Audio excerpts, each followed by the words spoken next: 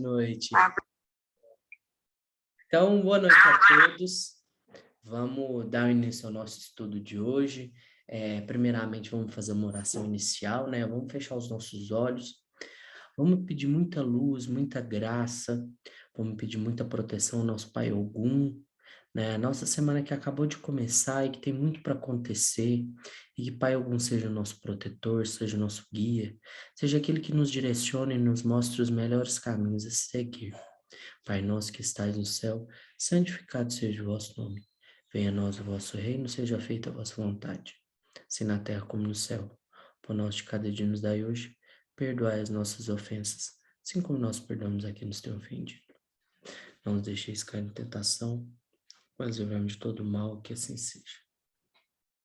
Pois bem, vamos começar. Antes de mais nada, eu vou pedir desculpa a todos, porque a Laila iria nos auxiliar nesse estudo de hoje, só que ela teve um imprevisto lá no trabalho, e ela não conseguiu sair mais cedo para estar aqui com a gente hoje. E daí, infelizmente, hoje ela não vai poder nos ajudar. Então, seremos eu e o pai Igor, que já vai estar aí com a gente, né? Seguindo a nossa lógica de estudos aí dos últimos meses, né? Que já tem um bom tempo que a gente está se encontrando aqui todas as semanas, hoje a gente vai falar um pouquinho sobre a história da Umbanda, né? Como a Umbanda foi anunciada, porque não é correto a gente falar que a Umbanda foi fundada, né? Não houve de fato uma fundação e hoje, ao longo da noite de hoje, nosso estudo, vocês vão conseguir entender por quê. Na verdade, a história toda começa há mais de 100 anos atrás, então tem gente que fala que foi em 1908, tem gente que fala que essa anunciação foi em 1909, mas muito antes, na verdade, disso, a gente tem que entender que a Umbanda, como a gente já discutiu em outros estudos nossos, ela não é uma religião dogmática, ela não é uma religião que vai... não que ela não crie coisas novas, porque ela tem as suas singularidades, é claro, mas ela é uma religião que abraça as outras religiões. Então, isso aconteceu historicamente. Então, desde que a Umbanda se manifesta mais de 100 anos atrás, mais de 110 anos atrás, os espíritos se manifestavam, só que eles não se diziam que eram daquela religião Umbanda. O que acontece, né? Toda a história começa lá atrás, né? Quando o Brasil ele começa a se mesclar historicamente. Então, a gente sabe que o Brasil foi uma terra que originalmente ela já era ocupada pelos índios, né? E os índios, o povo tradicional brasileiro, eles tinham as suas religiões. Então, os nativos, eles tinham o seu culto, né? Então, Tupã era o seu deus superior, e eles acreditavam e cultuavam uma gama de outros deuses, né? De outras entidades. E essas entidades eram entidades vinculadas à natureza. Então, antes mesmo da chegada dos portugueses, do Brasil passar pelo processo de colonização, é importante a gente pensar que é uma questão histórica, nem é uma questão religiosa, né, que a gente está discutindo agora. Então, esse povo tradicional brasileiro, eles já cultuavam e eles já tinham sua maneira de cultuar os seus deuses, o seu Deus aqui no Brasil. Quando os portugueses eles chegam no Brasil, eles trazem outras culturas, eles carregam as religiões cristãs, né? A religião cristã como um todo, peraí só um segundo. E junto dessa religião cristã católica, ele traz o seu culto, a sua tradição. Então aí a gente tem a primeira mescla, vamos falar assim. Ainda no processo histórico do Brasil, a gente, como vocês sabem, a gente teve muitos negros que foram trazidos da África para cá, né? Então, e lá na África, esses negros, esse povo africano, eles também tinham os seus cultos, né? Então, a gente até citou em alguns estudos para trás, né? Em diferentes regiões da África, cultuava-se um orixá diferente, né? Cada um tinha a sua visão do divino, do sagrado. E quando esses negros, eles são trazidos para o Brasil, eles trazem junto a sua ancestralidade, a sua tradição, o seu culto, a sua maneira de cultuar o sagrado. Então, antes de mais nada, antes da gente falar de Umbanda como um todo, né, como religião, a gente tem que entender que o Brasil ele foi constituído por uma, vamos falar assim, uma sopa, né, de tradições e cultos diferentes. Até mesmo o Brasil, se a gente excluir os portugueses, se a gente excluir os africanos, a gente olhar para o Brasil ele é um país continental, um país enorme. E os próprios indígenas que habitavam o Brasil, eles cultuavam em cada região brasileira o seu sagrado de um modo diferente. São questões, questões históricas que eu estou discutindo até agora, são questões antropológicas, tá certo? Então, não tem nada do que não aconteceu. Então, estamos discutindo até que fatos. Então, culturalmente, né, religiosamente, o Brasil ele vai carregar essa miscigenação religiosa, essa miscigenação de cultos. Um outro parênteses que é importante a gente frisar é que todas, sem exceção, todas as religiões, elas conotam, elas possuem o culto a um espírito. Então, por exemplo, mas a pessoa pensa, mas eu sou cristão, eu sou católico, eu não culto um espírito. Sim, você cultua um espírito. Porque se você reza para o Padre Libério, se você reza para Nossa Senhora Aparecida, se você reza para Santa Bárbara, São Jorge, seja o santo que for, ou a Nossa Senhora que for, ou quem que for que seja, você está fazendo um culto ao antepassado. Pela língua portuguesa, antepassado é aquele que veio antes de você. Então, se você reza para Papa João Paulo II, que agora é santo, você está fazendo um culto a um espírito, porque ele não está mais em terra. Então, ele está desencarnado. Então, o católico, ele também cultua um espírito, ele também, sem ele saber muitas das vezes, ele acredita, claro, em um espírito, porque ele reza por ele, tá certo? A mesma coisa acontece lá nos nichos das religiões indígenas tradicionais brasileiras. Então, os indígenas, eles tinham um culto ao espírito da floresta, ao espírito dos rios, ao espírito das matas. Isso era muito comum dentro das religiões indígenas. E os cultos africanos, eles também possuíam esse culto ao ancestral, né?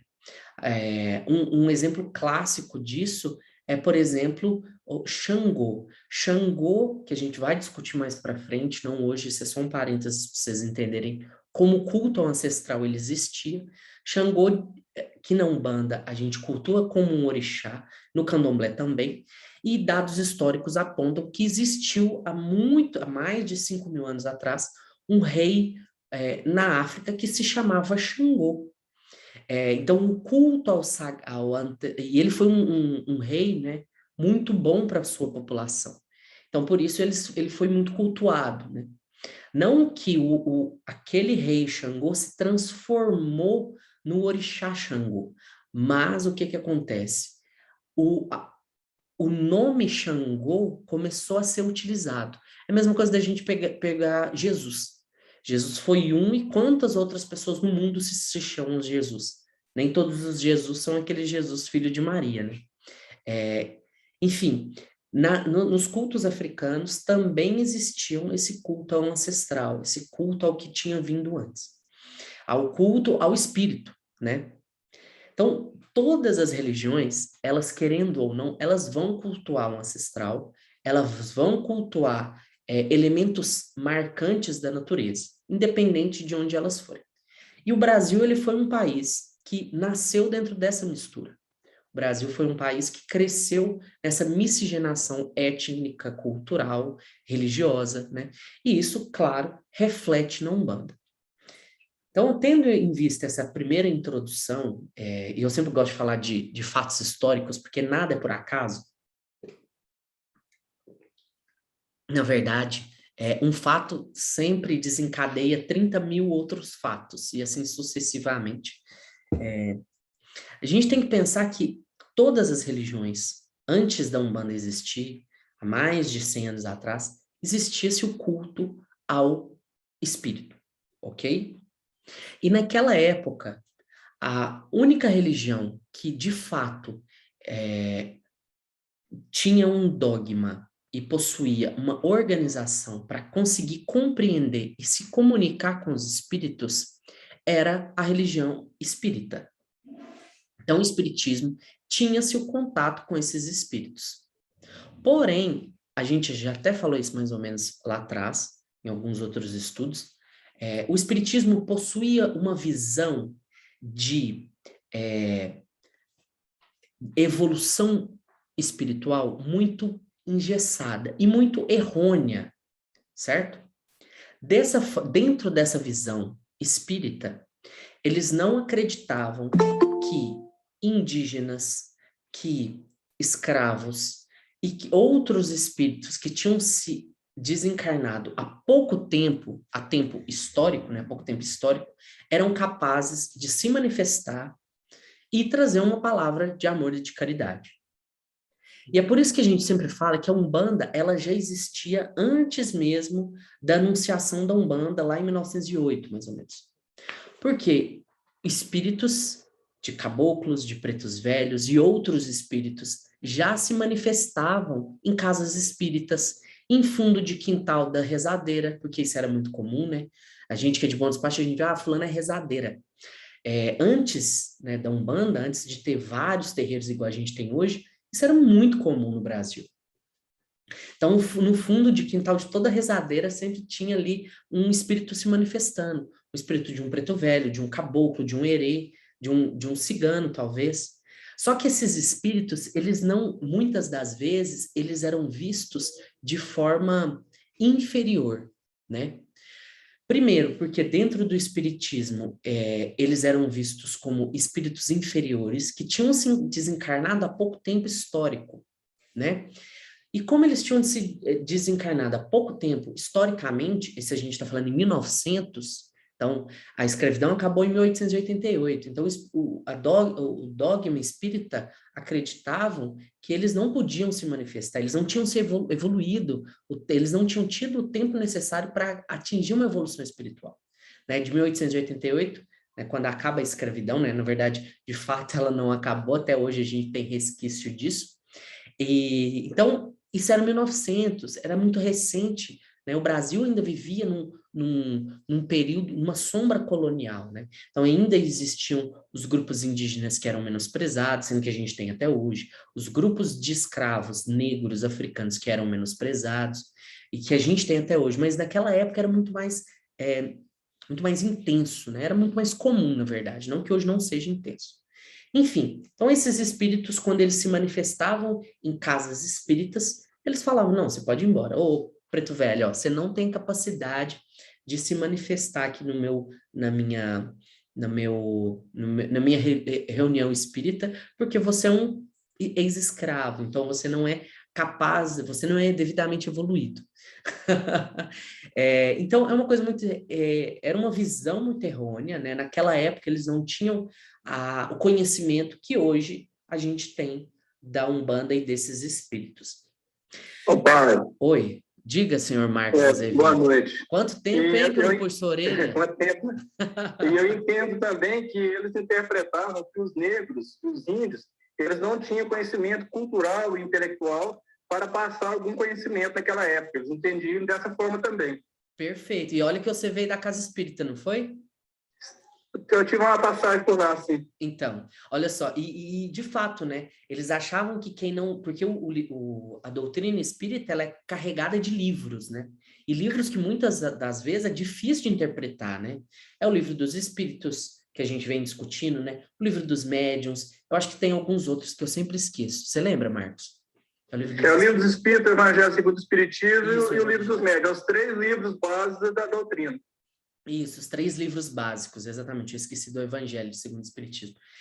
Então, é exatamente isso que o Marx adicionou para a gente.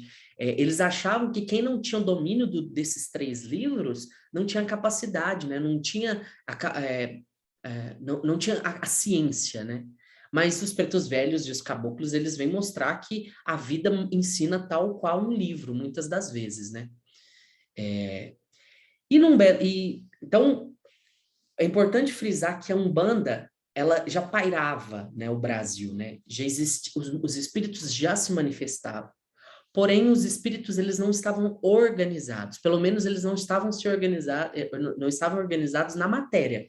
Porque no plano espiritual é claro que eles trabalhavam. Um parênteses muito importante que eu sempre devo frisar. O nome de um espírito, ele é irrelevante, tá? Se um caboclo está se manifestando num terreiro, o que importa é o trabalho que o caboclo vai fazer.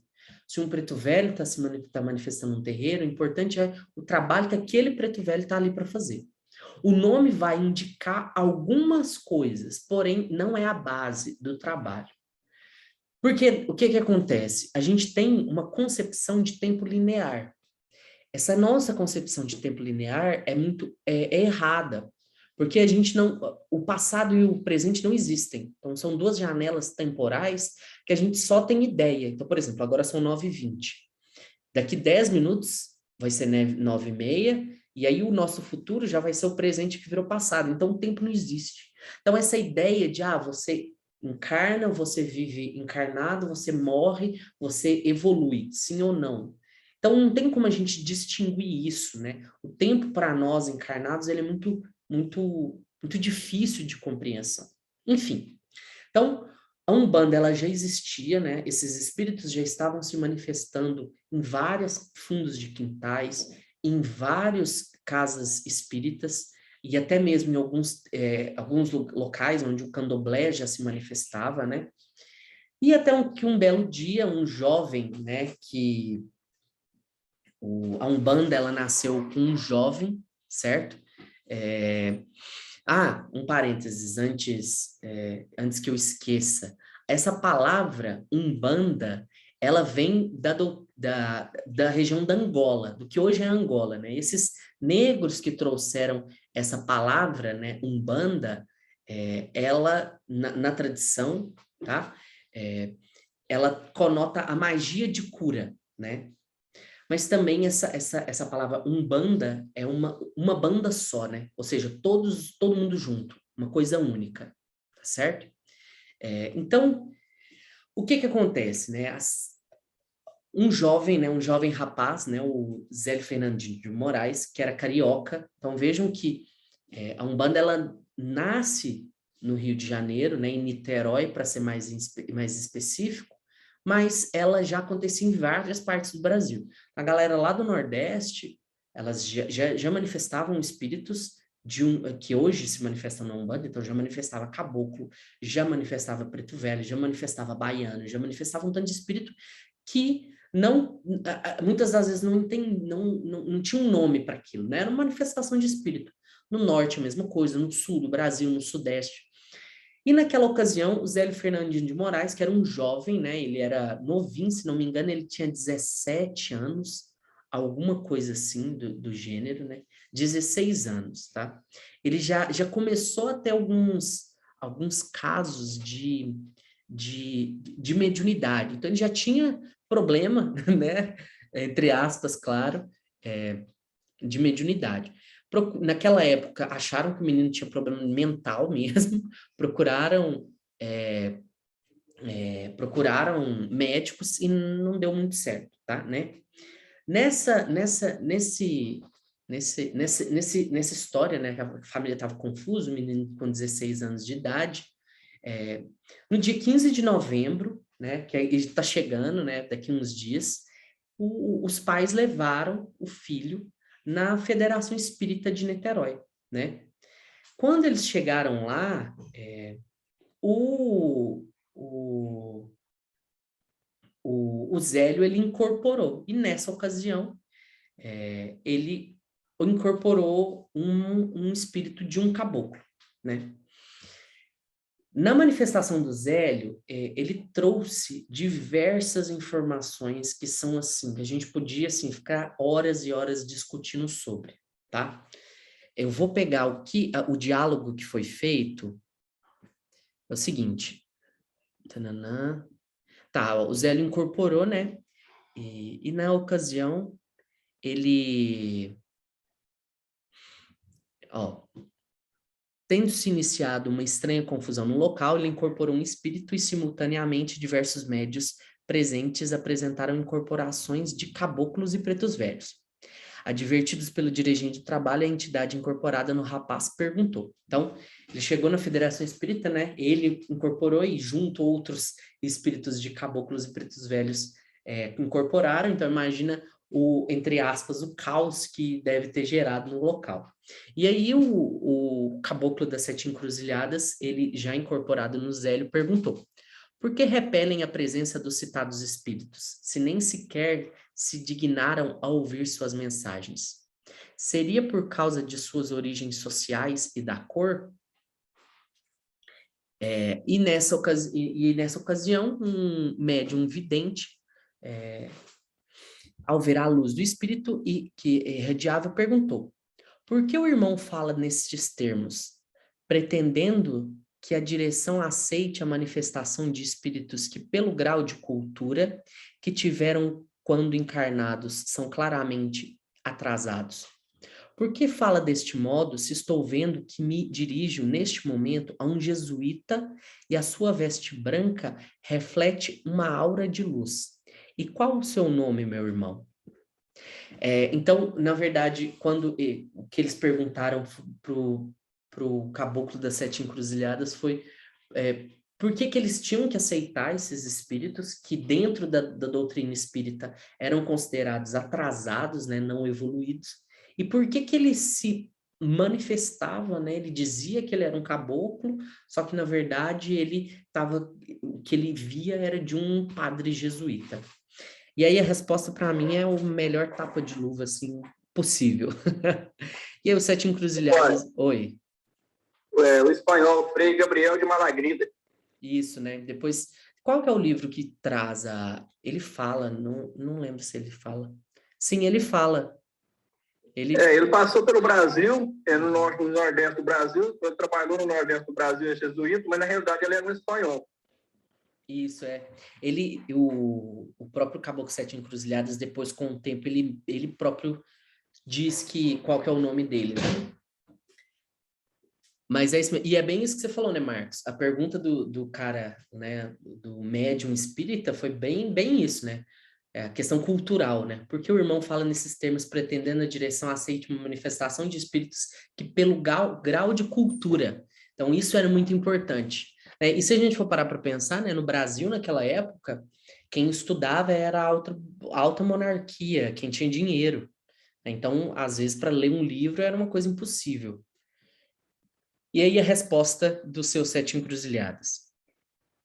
Se julgas atrasadas os espíritos de pretos e índios, devo dizer que amanhã estarei na casa deste aparelho, para dar início a um culto em que estes pretos e índios poderão dar sua mensagem, e assim cumprir a missão que o plano espiritual lhes confiou. Então, duas coisas muito importantes.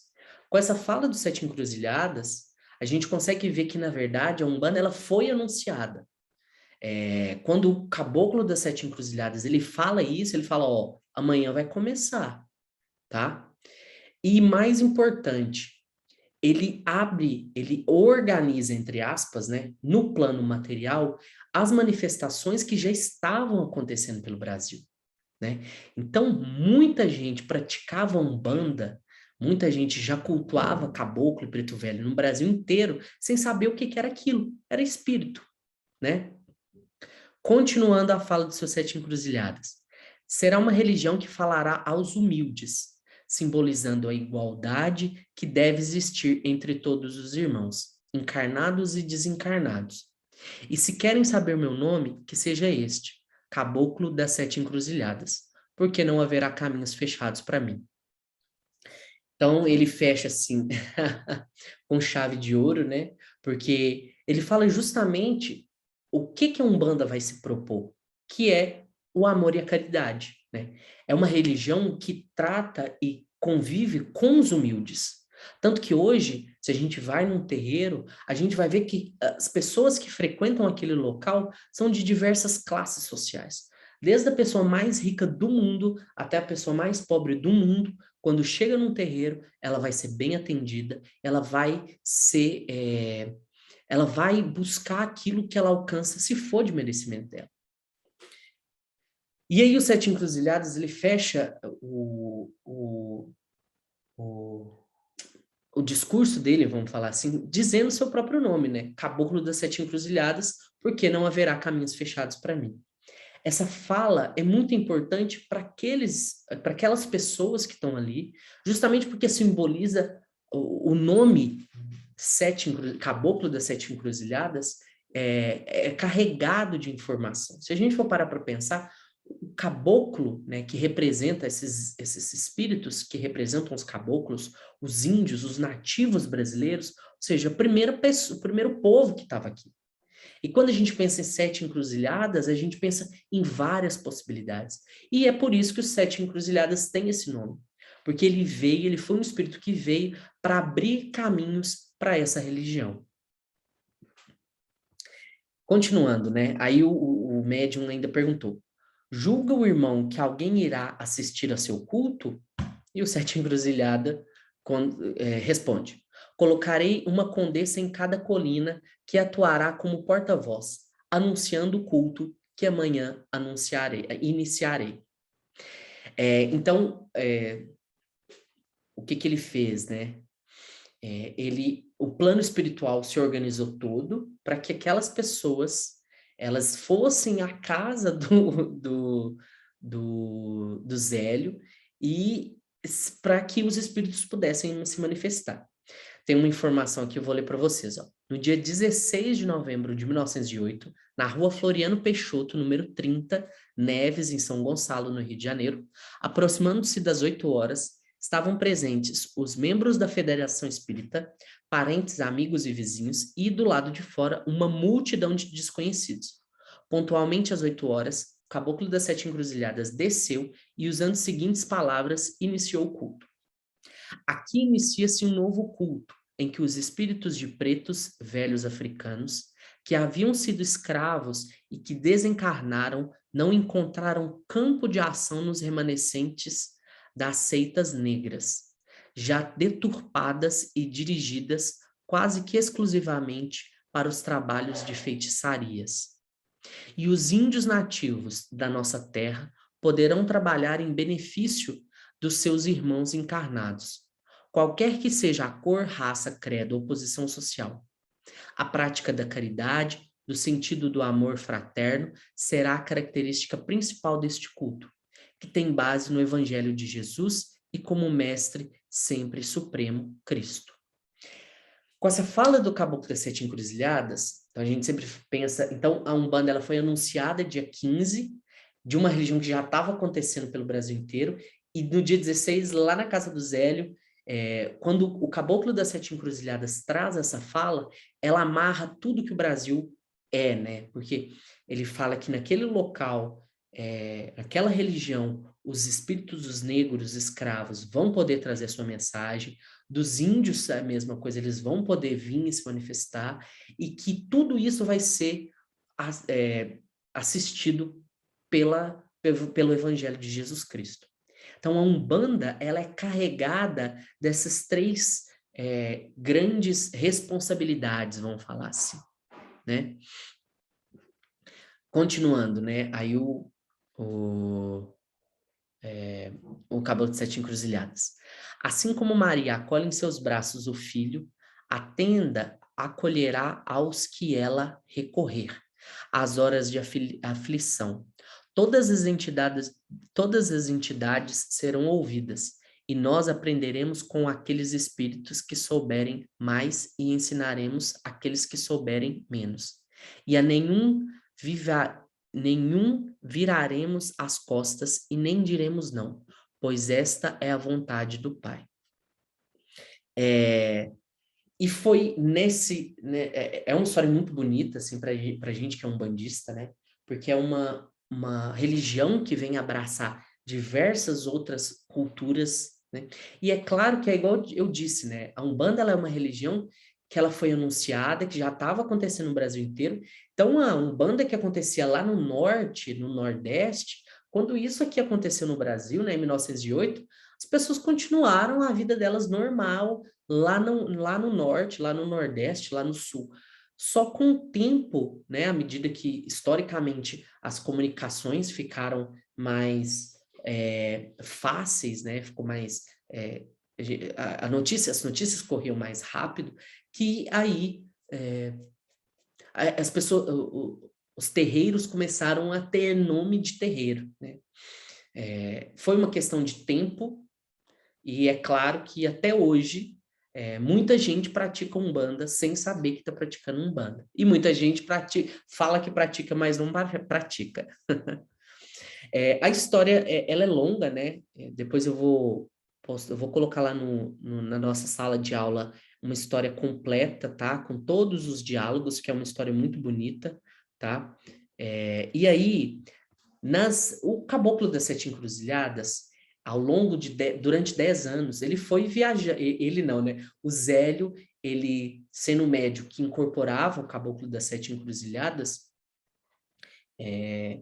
ele foi viajando pelo Brasil, né? Principalmente pelo Sudeste, e nessas viagens dele, ele foi criando o Caboclo das Sete Encruzilhadas, tendas, terreiros de Umbanda, vamos falar assim, que naquela época ganhavam o nome de tenda espírita. A ideia de chamar de tenda espírita era justamente para não ter, para não sofrer tanto preconceito como já sofria, na verdade, né? Então, na verdade, e aí foram 7 tendas criadas pelo Caboclo das Sete Encruzilhadas. A primeira delas foi a tenda espírita Nossa Senhora da Guia, né? Deixa eu só aceitar. A tenda espírita Nossa Senhora da Guia, depois a tenda espírita Nossa Senhora da Conceição, Nossa Senhora, tenda espírita Santa Bárbara, tenda espírita São Pedro, tenda espírita Oxalá, São Jorge e São Jerônimo. Muita gente fala que essas 7 tendas são as 7 linhas da Umbanda. Hoje a gente não vai entrar nessa discussão, porque, na verdade, não tem, de fato, pelo menos na visão dentro da nossa doutrina, né, não tem, de fato, como a gente definir, né, o que são essas 7 linhas, porque isso vai variar de casa para casa, certo? Uma outra informação importante e muito bonita também é que o Zélio ele trabalhava com um preto velho que chamava Pai Antônio.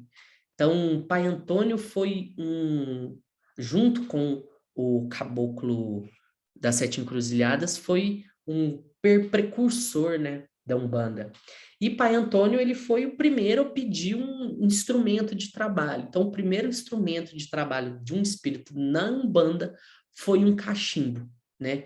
Então, aquele ponto, né, que todo mundo conhece, minha cachimba tem mironga, minha cachimba tem dendê. E aí tem variações, foi o primeiro ponto que foi o ponto criado, né? Claro que tinha outros pontos, criado para esse momento, né? Então, é um ponto que, quando ele é cantado no terreiro, ele traz essa força histórica ancestral, desde a fundação da Umbanda, lá com o Pai Antônio, né? Até hoje, existe a casinha, esses dias eu estava até vendo na internet, existe a casinha lá, onde era a casa do Zélio, né, que virou esse terreiro, onde o Caboclo das Sete Encruzilhadas e o Pai Antônio trabalharam por vários anos. Hoje, se não me engano, ela não funciona mais como funcionava antigamente, mas ainda existe como turístico, né? Então, muita gente vai visitar, né? Se não me engano, eu acho que o pai vai lembrar disso. Tem atendimento, tipo, tem uma lista de atendimento gigantesca, sabe? Vai gente do Brasil inteiro para conhecer o local. A banda do Pai Antônio. Ela é aberta ainda, pai? O senhor lembra? A banda do Pai Antônio, né?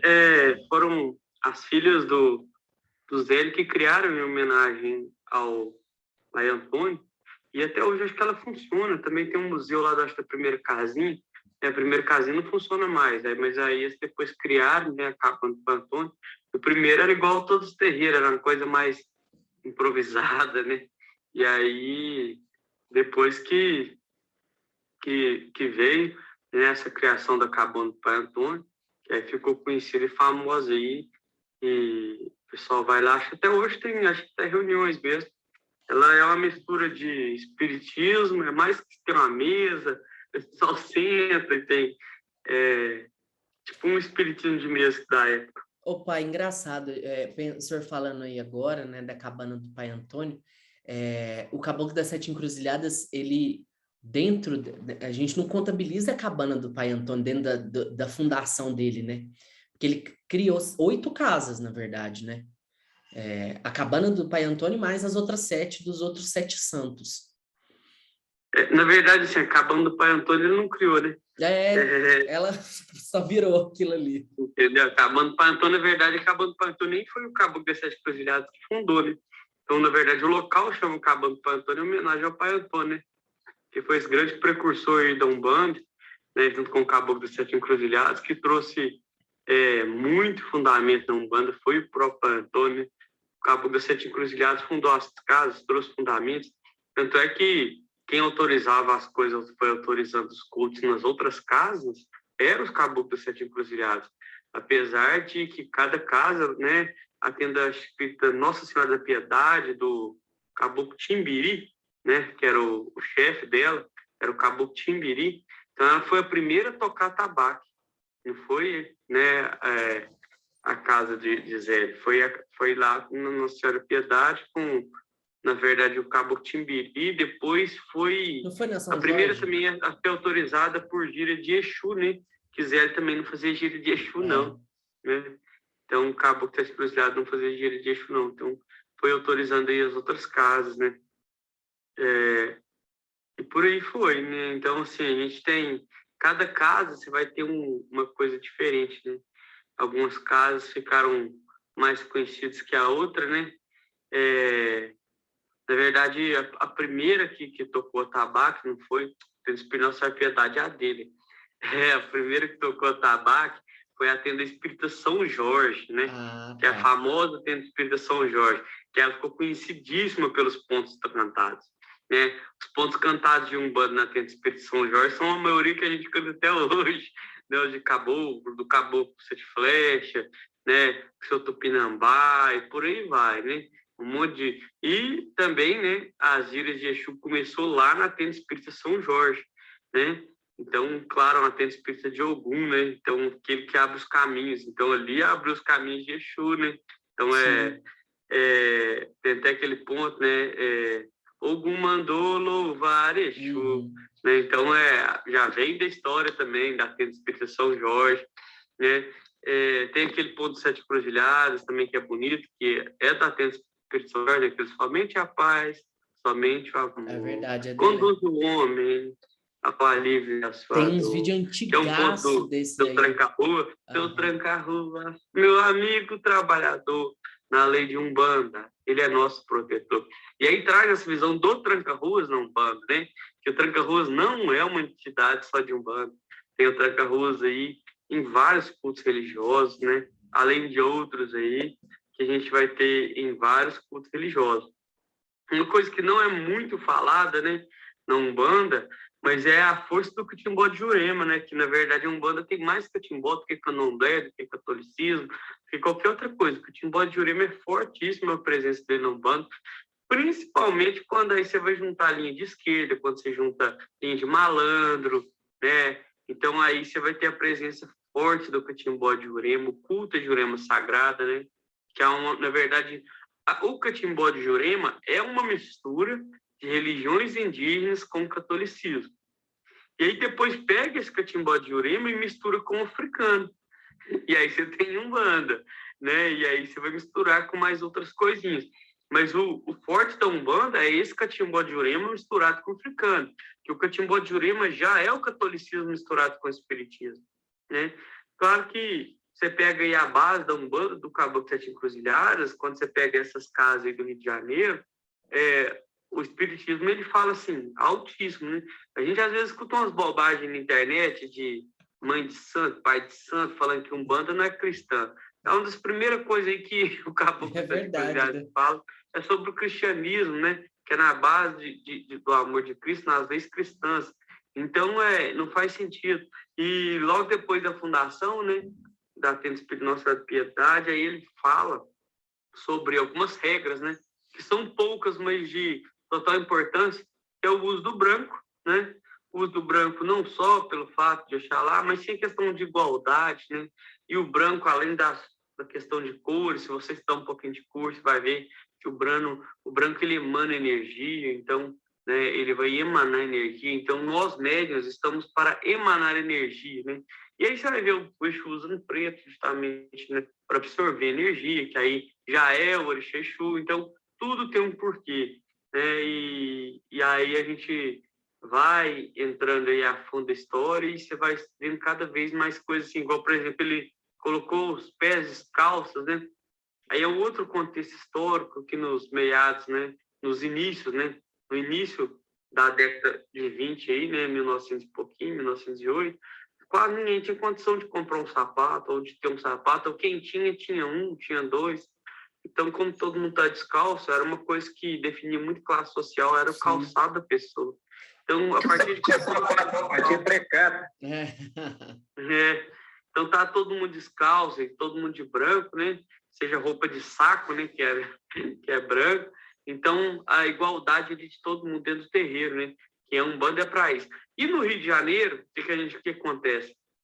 Uma coisa muito engraçada que é a Umbanda raiz, né? Do carioca, né? Que o pessoal fala. Todo mundo acha que Umbanda é baiana, mas Umbanda é carioca. E aí isso sobe os morros e as favelas, né? Então, começa a ter manifestação em morro e favela adoidado. Então, no Rio de Janeiro, a gente tem muita casa de Umbanda em favela, em morro. E aí que vem o samba carioca, que vem um negócio...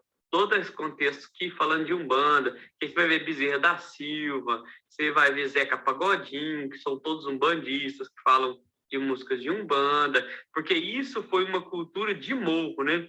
E é lógico que isso foi espalhando. E quando a Umbanda iniciou, era muitos jovens, né?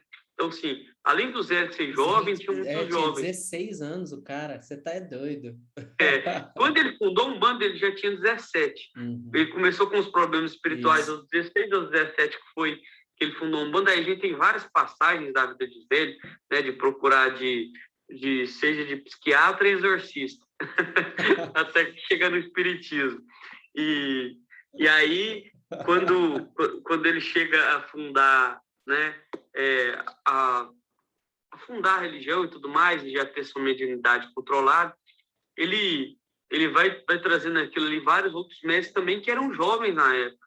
E aí a Umbanda, ela ficou jovem bastante tempo, depois ela envelheceu. E aí você tinha Umbanda com aspecto velho, que aí você já pega aí já no final dos anos 70, 80, onde as pessoas que mexiam com Umbanda eram quase todas mais velhas. E aí você tem uma queda da religião gigantesca, né, um fator histórico, de número de pessoas frequentes, de pessoas crentes nessa fé. E aí agora, a gente pega aí de 2010 para cá, é o contrário. A gente está tendo um crescimento gigante da Umbanda de 2010 para cá de novo, e com os jovens, né? A maioria dos pais de santo, mães de santo hoje são pessoas muito jovens. Então, o pessoal aí na faixa até os 30, né? Agora vamos ficar um pouquinho para cima, até uns 35, que está dominando aí os terreiros, com pais, mães de santo, que estão à frente aí dos terreiros. Esse aí é comum da gente ver nas casas hoje, são as pessoas dessa faixa etária como pais e mães de santo, né? Como pessoas ativas do terreiro, a gente tem de todas as idades e classes sociais, né, presentes aí nesse contexto da Umbanda. Mas é igual... E aí isso é outro fator histórico. Mas é igual a igreja, né, pai? Se a gente for parar para pensar, aquele padre que chega na cidade, ele chega novinho, aí vai ficar o quê? 10, 20 anos naquela cidade, aí vai ficar velho, aí troca os padres, né? Mesma coisa. Mas eu acho que é porque às vezes na Umbanda, a gente não para pensar nisso, né? Nós já tá... Porque na verdade é a própria espiritualidade que guia, né? Sim. Às vezes até os espíritos que desencarnaram, que tomavam conta da frente da Umbanda, que encarnaram de novo alguns, e por aí vai. E outro fator interessante também que a gente tem que ver é o seguinte: quando fundou a Umbanda, existe muita manifestação de preto velho e caboclo no Brasil inteiro, né? E aí, até então, não tinha uma organização. E aí começou-se a ter uma organização porque a pessoa estava lá no Ceará, fora, lá no Acre, manifestando espíritos de preto velho e caboclo, e falava de Zé de Sete Encruzilhadas. E ninguém nunca tinha ouvido falar, lembrando os mais jovens que não tinha e-mail, não tinha nem WhatsApp, nem telefone. Nem telefone fixo direito, né? Você pensa antes da Primeira Guerra Mundial. Não tinha nada. Não tinha nada. Então, quando isso aconteceu, a gente tinha espírito manifestando para todo lado, e todo mundo no Brasil queria saber o que é isso, o que é Umbanda, quem que é esse Zé, o que está acontecendo, e os espíritos iam se manifestando e contando. Tanto é que eles fez aquele ponto, né? Todo mundo quer Umbanda, mas ninguém sabe o que é Umbanda, e aí cantaram esse ponto aí, e acho que até os Sete Encruzilhados que cantaram esse ponto, né? Todo mundo quer Umbanda, mas ninguém sabe o que é Umbanda. Ele que ensinou. Começou a se manifestar do Brasil inteiro. E iam pessoas do Brasil inteiro visitar o Zé, né? Vim aqui em Niterói conhecer o Zé. Onde você ficou sabendo? O espírito falou lá, e a gente veio. E ninguém sabia de quem que era esse Zé, de onde que veio, de onde partiu. E aí, isso foi um fator muito interessante na história, né? A questão da força da espiritualidade de trazer as pessoas. E aí, a Umbanda foi se organizando, né? Tanto é que essa diversidade toda da Umbanda, ela não é à toa, né? Ela foi se expandindo aí e ainda está, né? Por isso que é aquela questão que você falou, não existe doutrina única. Aí o Vinícius perguntou aqui a aceitação da Umbanda na época entre pessoas na parte espírita. Então, os espíritas não aceitavam a Umbanda, pois achavam, né, que manifestavam espíritos ali de classe inferior, por se manifestar pessoas que, na verdade, espíritos que se manifestavam como pessoas, na verdade, da baixa sociedade, que eram ex-escravos, eram índios, que para eles o nível cultural deles era baixo, então não podia passar uma mensagem bacana para eles. Até hoje a gente tem, infelizmente, a gente tem pessoas no espiritismo que creem nisso ainda, né? Se você pega a doutrina espírita, ela é totalmente o contrário, então... mas ela também é muito ultrapassada, né, pai? Muita gente, pai, na doutrina espírita que ainda tem esse preconceito, baixo espiritismo. Mas é coisa da época também, porque se a gente pensa nisso aqui, a gente fala que é Umbanda 100 anos atrás, o Livro dos Espíritos é de 1800, é de mais de... Tipo, 1857. Então, 1800, olha isso. Aí você para pensar, o que estava acontecendo no Brasil em 1800? Nem sei, cara. Entendeu? Mas o que acontece? Se eu for pegar, era 50 anos só que tinha o Livro dos Espíritos, ele ainda era novo, era um livro jovem, e aí quando chegou no Brasil, de ler, muito né? recente, as pessoas não sabiam direito, quase ninguém tinha leitura naquela época, e aí você pega, realmente tinha esse preconceito, porque o espiritismo ele foi elitizado, até porque era um conhecimento, o qual primeiro foi banido pela igreja, e aí ficou na mão das pessoas mais ricas, por elas terem a curiosidade, né, de mexer com os espíritos. E muitos achavam que podiam enriquecer com isso. Sim. Então, por isso que o espiritismo se propagou muito, porque ele foi uma forma de algumas pessoas acharem que podiam enriquecer tendo esse conhecimento ou domínio sobre o sobrenatural. De pensar o que a gente pode fazer se a gente conseguir dominar esse sobrenatural. Olha como que é o ser humano. Tadinho deles, né? Mas, e outra coisa, né? A gente pensar no Brasil nessa época, o Brasil era um caos, porque, olha só, 100 anos atrás tinha acabado de acabar a escravidão. O Brasil ainda era o Império Brasileiro tinha acabado de acabar, né? Então, ninguém sabia nada mesmo, estava todo mundo perdido. Um caos em todos os sentidos. E você pega que a abolição da escravidão, ela foi toda errada, ela foi feita assim, cortou, tirou o negro do trabalho, substituiu ele, porque não aboliu e falou assim, vamos empregar esses negros aqui agora. Não, o negro está fora do trabalho, chega o italiano, coloca o italiano no lugar do negro, e o negro fica sem serviço. Então, onde que esses negros vão? Aí que surgem as primeiras favelas, né? Vai surgir as favelas, vai surgir a violência, que cresce assim significativamente, o Rio de Janeiro virou um caos justamente por causa disso, do jeito que aboliu a escravidão, né? Não foi gradativo, igual quando começou com a lei de sexagenário, né? Depois a lei do ventre livre, que aí você pega essas leis, eram justamente para quê? Para aqueles negros que começaram a nascer livres e aí começar a incluir eles na sociedade. Mas aí quando você, tipo, corta, a partir de hoje não tem ninguém mais escravo. Ok. Mas e aí, como que eles vão comer? Como que eles vão viver? Aí o cara expulso da fazenda ou da casa dele fala, não, vou contratar o italiano, que eu pago ele igual um escravo, e eu não quero você aqui, porque você era meu escravo e eu judiava de você. Agora Então você não pode posso vir me mais. matar na hora que eu estiver dormindo, você pode vir fazer alguma coisa comigo, então eu não te quero. Então tiraram os negros do seu convívio. E aí o negro foi totalmente isolado, e aí foi onde que criou as primeiras favelas, a violência cresceu, assim, muito grande, e aí esse preconceito contra o negro, que aumentou demais, porque já tinha um preconceito de, negro escravo, mas aí você pega quando o negro não tem mais oportunidade, ele começa a roubar para comer, para viver, né? Então você é negro, você tá com seu filho tá passando fome, você não tem o que dar para ele, você vai roubar para viver, você vai fazer o que for possível para seu filho se alimentar. E aí a violência cresce demais e aí vem uma série de fatores que a gente vive até hoje, né? E a Umbanda meio que ajudou as pessoas, né? Principalmente esses pobres, porque eles não podiam ir para a igreja. Eles não podiam ir para o centro espírita, porque eles não entendiam o que eles iam fazer da vida. Então, provavelmente, né? Não sei se a gente viveu lá naquela época, eu acho que não. Mas foi foi a oportunidade que as pessoas viram, né? A classe pobre brasileira, né? Esses negros, ex-escravos, né? Por isso que ficou tão popular, igual é até hoje no Rio de Janeiro. E a gente tinha o candomblé, né? O candomblé baiano, mas o candomblé, ele não tinha essa questão da manifestação do espírito manifestar para dar uma dica para a pessoa. Falou, faz isso em sua vida, faz aquilo. Porque o candomblé é diferente, né? O Jogo de Búzios é o pai de Santo Li, e é uma questão também diferenciada. O candomblé é uma forma diferente de manifesto, né? Então, assim, a Umbanda vem para abraçar toda essa cultura, né? E misturar tudo isso aí num só. Obrigado, pai. Alguém tem mais alguma pergunta, alguma consideração? Porque já está dando nossa hora. Hoje o estudo foi rápido, eu acho. Uma coisa que flui melhor, assim. Eu acho o livro dos Espíritos, às vezes, mais difícil da gente conversar. O Vinícius. Espiritismo com a mesa, na época de 1850, tinha muita facilidade em torno de ganhar dinheiro com os fenômenos. Até que Leão foi em busca e viu que, de fato, alguns médios que era realmente de verdade, onde foi sua missão na decodificação da doutrina. Sim, mas se a gente for parar para pensar também nessa questão de monetização, infelizmente, toda religião a gente vê isso, né? Infelizmente. Até hoje.